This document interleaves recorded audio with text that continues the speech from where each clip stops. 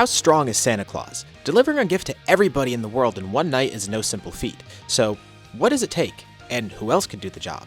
Let's scale Santa, and then compare him to some popular shonen MCs. We'll break this video into parts. First, scaling Santa and his powers. Second, seeing who could perform his job out of a small group of MCs. Third, seeing who could beat him of that same group. The characters I've chosen are Goku, Yuji Itadori, with Gojo as a bonus, Ichigo, Luffy, Mob, Johnny Joestar, and Saitama. First, we have to do something I never thought I'd do. We're gonna have to power scale Santa. And you might think it's just a matter of speed, but not really. How fast is Santa though? First, we'll need some generalizations and assumptions.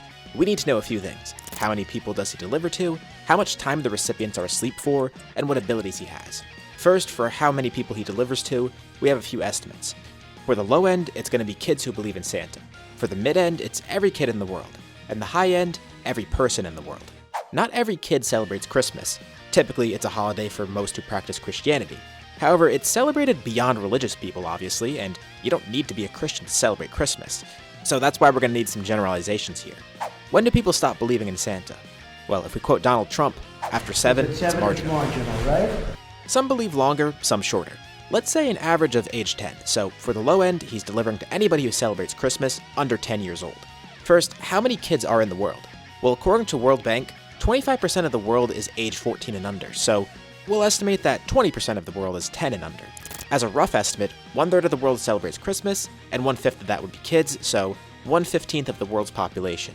The population is around 8.25 billion right now, and 1/15 of that is 550 million kids as the low end. And since multiple kids live in a household, let's estimate 2.5 kids per household, which is pretty generous. The low end ballpark is 220 million homes.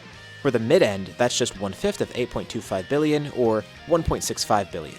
With 2.5 kids per home, that's 660 million homes at the mid end.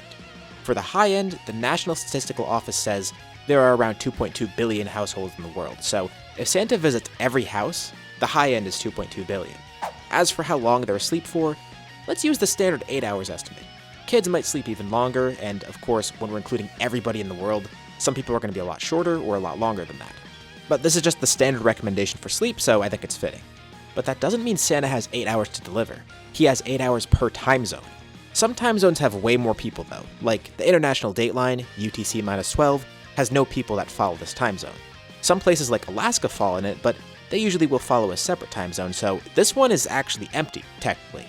Then there's UTC+8, which has everyone in China, as well as some other Asian countries in Western Australia. And you also have India's time zone too, so there are some with way more people than others. And that's the thing, not every time zone is exactly a full hour apart. Like on the topic of India's time zone, that's only 30 minutes ahead of the previous one. So if he has 8 hours per time zone, that would mean with India he only has 4, and that's the most populous country in the world. So let's take all the time zones in the world and assume that there are equal populations in each. So 8 hours of sleep, and I guess for this video we'll add 23 time zones. I think that's fair because that's going to give him even less time. So that would give him 8 hours plus 23 hours, equaling 31 hours total. As an estimate, of course. In case you haven't noticed just yet, it's going to be really hard to pin down exact numbers, so there's a lot of generalizations here. Anyways, that translates to 111,600 seconds. At the low end, with 220 million homes, that means Santa delivers to 1,971 homes per second, or 0.0005 seconds per home. At the mid end, that's 5,913 homes per second, or 0.00017 seconds per home.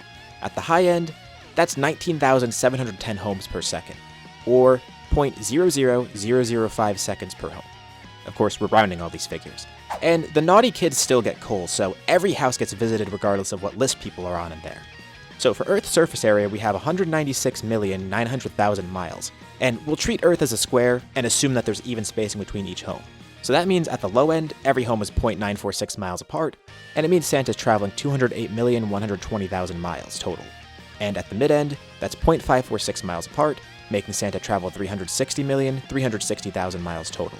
At the high end, 0.299 miles apart, with 657.8 million miles total traveled. So then, if we round up the speed, at the low end, Santa's traveling at 6.72 million miles per hour, 6.7, or 0.99% light speed. At the mid end, he's traveling at 11.63 million miles per hour, or 1.7% light speed. And at the high end, he's traveling 22.22 million miles per hour, or 3.17% the speed of light. Now again, house spacing isn't even, the Earth isn't square, Santa wouldn't always travel in a straight line, and the actual time frames can vary greatly. But with the estimates and numbers I gave and all the generalizations I have, Santa ranges anywhere from 1 to 3% the speed of light for his travel speed. As for his combat and perception speed, they likely exceed this figure because he has to keep up with those speeds at a bare minimum or surpass it. So how strong is Santa though? Well, when he travels that fast, it's his sleigh doing the travel, but let's assume Santa himself travels as fast as his sleigh does. At the very least, his perception and combat speed should match it since he has to steer the thing, and to make calculations simple, let's say Santa's ultimate attack is a body slam, where he hits you at max speed with all of his weight. Now, Santa's usually portrayed as heavy, but let's use NORAD's profile for him since they operate the Santa tracker. They assume he's 5'7" and 260 pounds, or 117.9 kilograms. And including his clothes, let's round it up to 120 kilograms. So as for the power he exerts, at the low end, it's equivalent to 126 kilotons of TNT. At the mid-end, 373 kilotons of TNT. And at the high end, 1,296 kilotons. This places his attack potency to beyond small town level, possibly just town level. Santa Claus is coming to town level. You could scale him higher if you assume he could lift all the presents in his sack, but the sack he has is likely some sort of dimensional storage that doesn't have the weight of every gift in it. Of course, sometimes he's depicted as having one that's just massive, but usually it's just a regular large sack that isn't much bigger than himself, so maybe he can carry all that weight around, but we're going to use the assumption that his sack just works like dimensional storage here.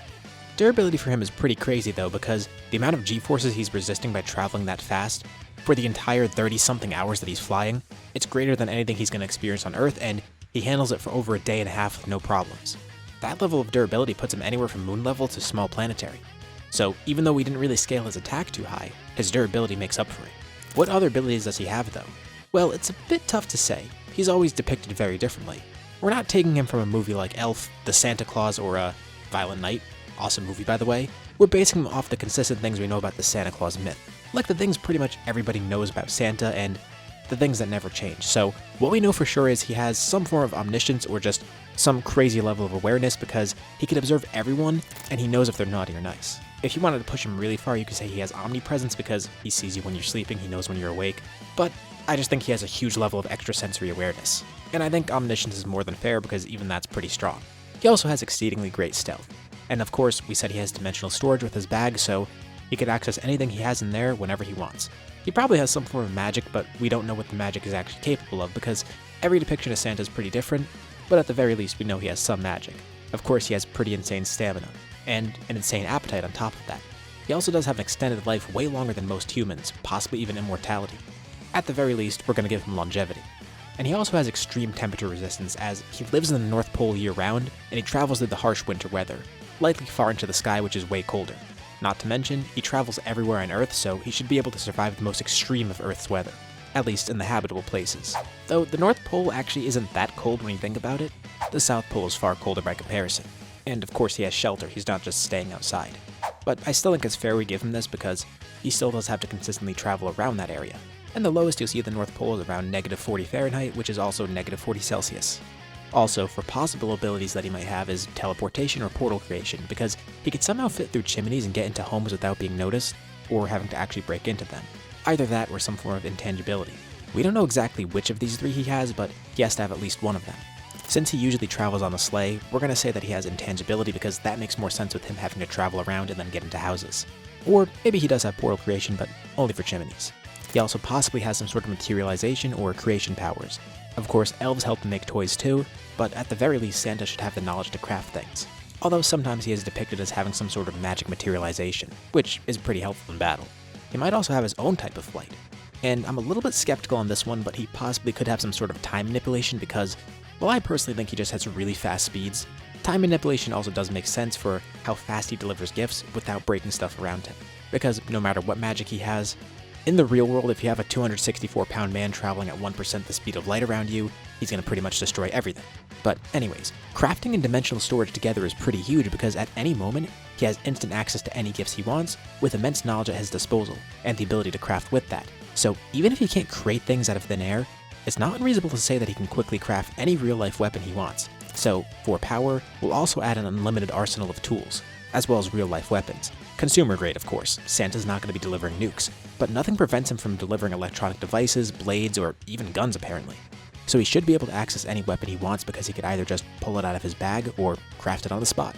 So, to complete his job, somebody needs to match this criteria.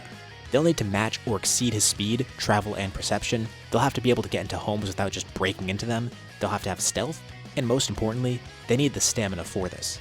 Of course, if they're really fast and can complete this faster, then great. But if they're only around his speed and not much faster, then they're going to have to do a 30+ hour gauntlet. And when it comes to beating him in a fight, we'll take it on a case-by-case basis.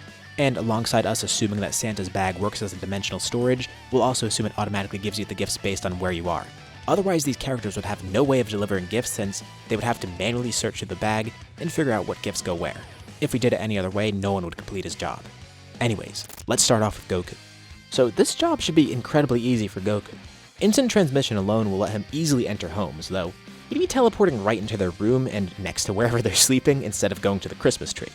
Goku can also make clones of himself to split up the work, and he won't lose much power from doing this. Not to mention, even though Ultra Instinct is definitely more suited for combat, having his body move on his own will probably help the workload even more. And it's not like he has to transform to use it, he could use the principles of it in any form. And taking current Goku, either from the manga or the anime, either way he heavily outspeeds Santa, and he even has Nimbus to travel on too. As a bonus, Goku can actually read minds and sense someone's morality. He also has a pure heart himself, so he'd definitely be on the nice list, while also being able to tell who goes on that list with him, or the naughty list. But how early on can Goku do this, since his strength improves so wildly over the course of the series? Instead of just taking his peak, let's look at the earliest that Goku can do this. If we go before Mecha Frieza, he loses instant transmission, but he outspeeds and overpowers Santa as early as the 22nd World Tournament. Well, at least when it comes to combat. And even with instant transmission, he has Nimbus to ride and travel with. But there is a huge caveat. Dragon Ball characters have a really fast combat speed and reaction speeds, but not exactly travel speeds. Those two aren't equal. Like, this is really obvious in the Namek arc when there's a lot of people traveling, and sure, they're flying at supersonic speeds, but these characters already are way faster than light when it comes to combat speed, and their speed's not matching that.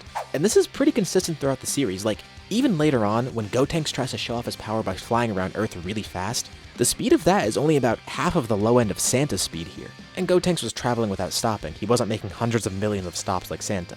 Now, for all we know, maybe he could travel faster than that, but I think it's pretty fair to say that if you want to have travel speed above Santa's, you need to surpass Gotenks.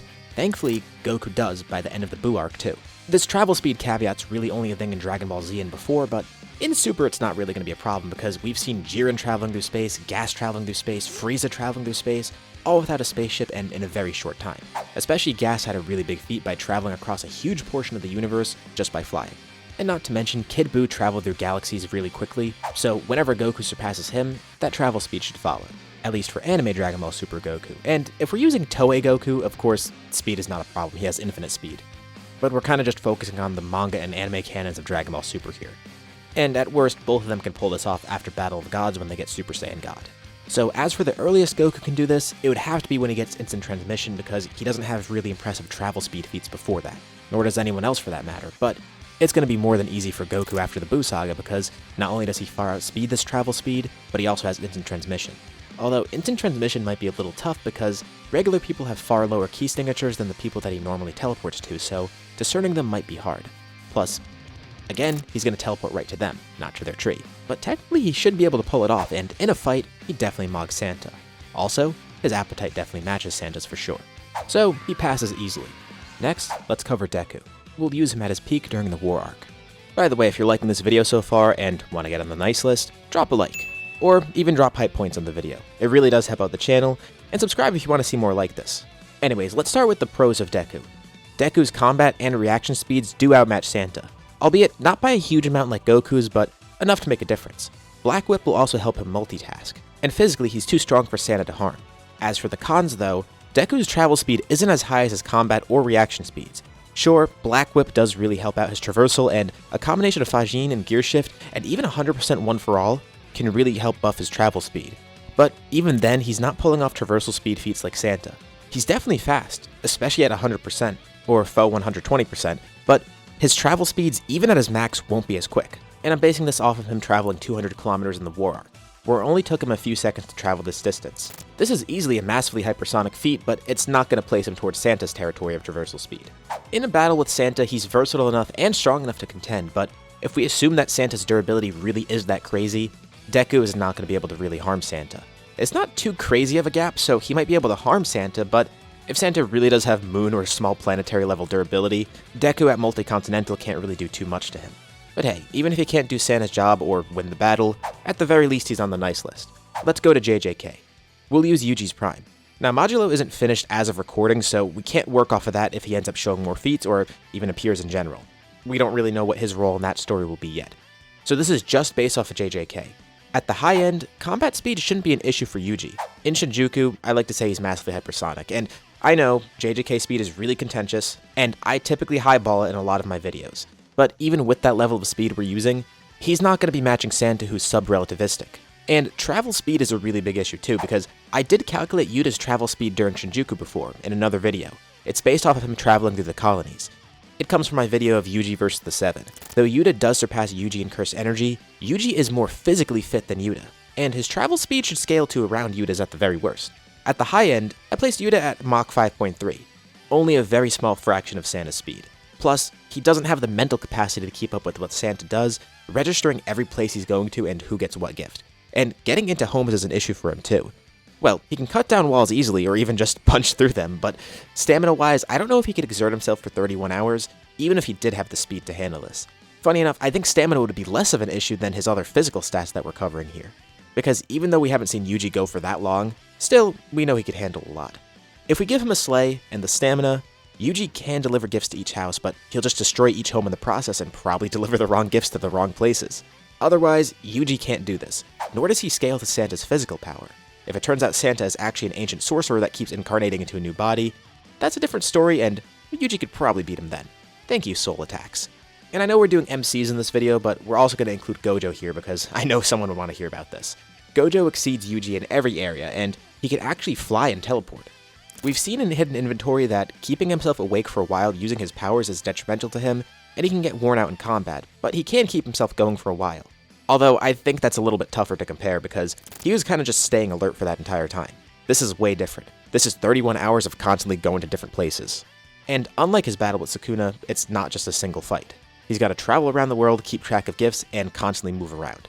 However, in Hidden Inventory, he was keeping himself awake for a few days, and that's him as a teenager, so his adult self is probably way more efficient and experienced with that, and could even handle longer times. But I don't know if it'll match Santa's exertion. Though a big plus for him is that he could teleport things besides himself, so theoretically he could teleport gifts without moving.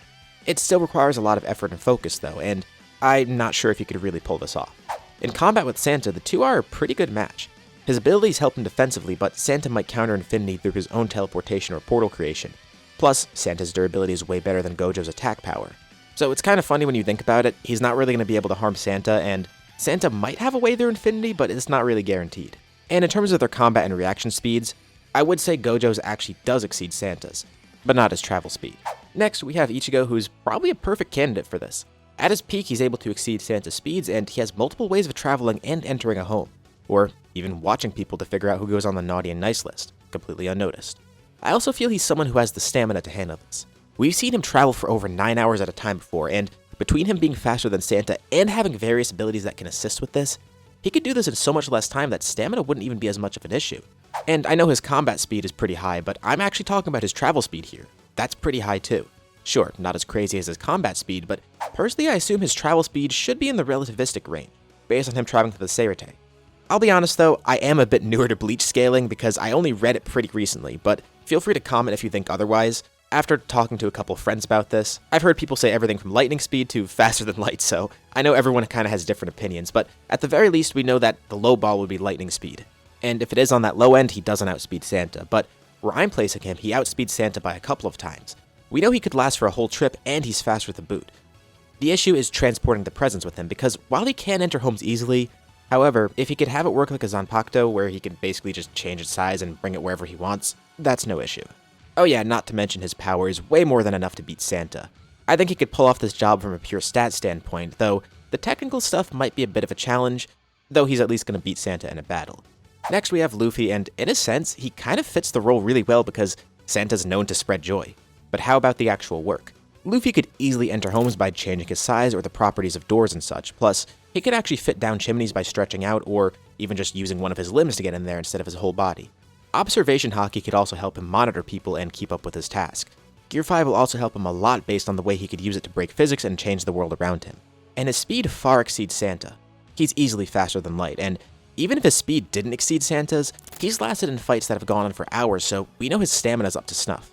Combine his high speed and his high stamina, and he could handle this for long periods of time. Though, again, travel speed might be an issue. If he has Santa's sleigh, it's not. But if we're assuming he's just on his own like everybody else here, there's a few issues. For one, traveling over the major oceans is an issue for him, because even though he probably has a way to slingshot himself, he would have to be really careful to avoid bodies of water with this fast work. And it's not just oceans either. There are salt lakes and other small bodies of water with salt in them too. Any of these would dampen or nullify his powers if he gets unlucky enough to touch them. That would slow him down at best, or make him drown on the job at worst. And while he needs a lot of food to fuel him, thankfully everybody leaves out cookies and milk for Santa, and while it's not meat, still, Luffy could eat that and recover all the energy he wants. In a fight, he could definitely beat Santa. Granted, Santa's durability scales right to where Luffy's attack power is, so it could be a pretty interesting fight.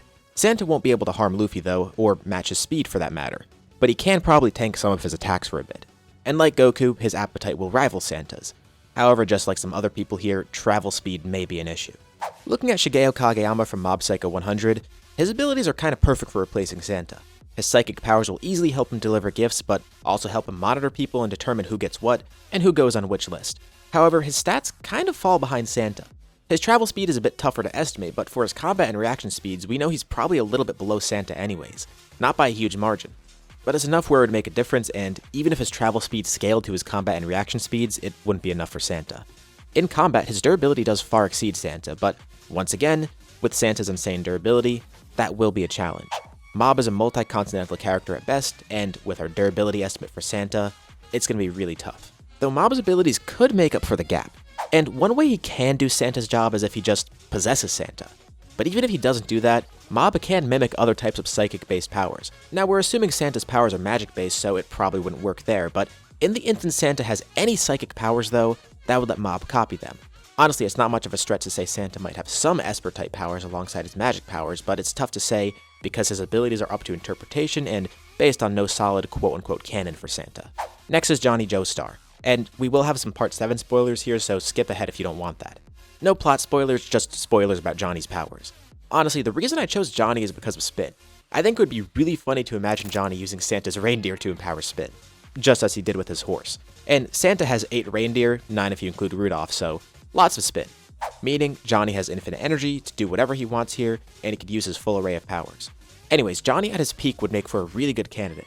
His travel speed on his own is an issue, just like other characters here, even though he has insane combat and perception speeds. But when you can warp yourself and other things, travel speed doesn't really matter. He could do the Gojo method of just staying in one spot, using his insane perception speeds to warp stuff remotely. The only issue would be the limited amount of nails he has and the regen time for those nails. But if he created 10 portals at once, or even 20 if he breaks out his toes, he could just keep them going for as long as he wants. Funny enough, based on how we're treating Santa's bag here, we could even say it works in tandem with Johnny's Spin. With Tuskak 3, he basically creates portals to an infinitely small space where he could store himself and other things. What if he puts presents in there? It's going to make it really easy for transport. However, using Spin to deliver gifts is dangerous. It could damage the gifts due to its power, or accidentally kill someone that wants to see if they can catch Santa in the act. Also, in combat, he probably would have a tough time against Santa. Now, if Santa's unlucky enough to get hit by one of his attacks, he's screwed. And he does outspeed Santa with combat and reaction, by a huge amount. But his durability isn't that high, and if he takes even a single attack from Santa, he'd be annihilated. So it's kind of a funny matchup because either of them could just one-shot each other. And of everybody that I mentioned in this video, I think Johnny would be the least likely to be on the nice list, particularly if you take him from early on in the story, but later on in the story, I think he'd graduate to being on there. And to end off the video, we have Saitama. This one is pretty easy to explain.